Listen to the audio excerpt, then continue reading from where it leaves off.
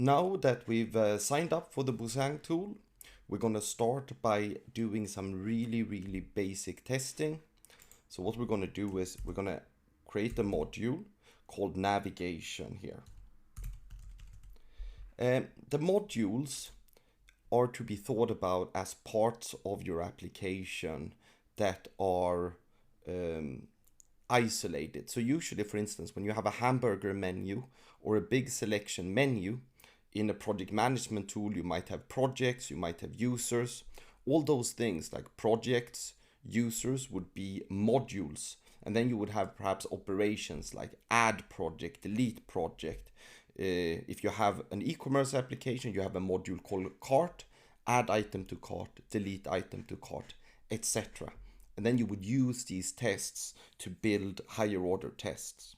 So here we're just going to do validate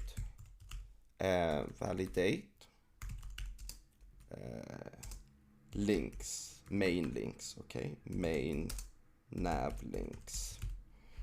So what we'll do is we'll just create a really simple test. And by doing that, what we usually want to do is we have the option of recording tests. We can add individual steps of tests here. And we can also write the tests, right? So there are many different options. What we're going to do mainly is using the record function and then use some smart AI logic to drive data into these tests. So just hit the record button and then let's go over and just navigate through the link. So if you click on a link here, you can see that it basically navigates to that page. And as you can see, it's like this browser window is recording what's happening in this browser window. So what I'm going to do is I'm just going to add small navigations like this. And when I hit this validate, it basically just creates an assertion on these items, right? So as you can see now, of course, I could do this for all links, but what we're going to do is we're just going to stop here. And then I'm going to go and just run this test. So what I'll do is it will run from the action you have selected. So you got to make sure that the first action is selected here. And as you can see, this was a successful test.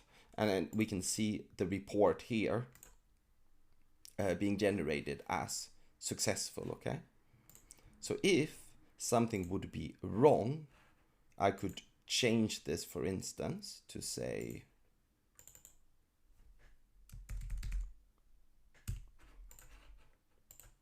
and now let's see what happens.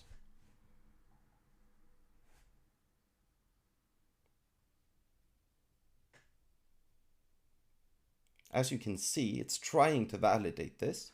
And of course, either you continue the test and it will be generate a failure, or it gives us the option to try and repair this test, okay? So that's what it is. We're allowed to, again, pick out the element path again. So we're going to go into that more later. But these are the basics.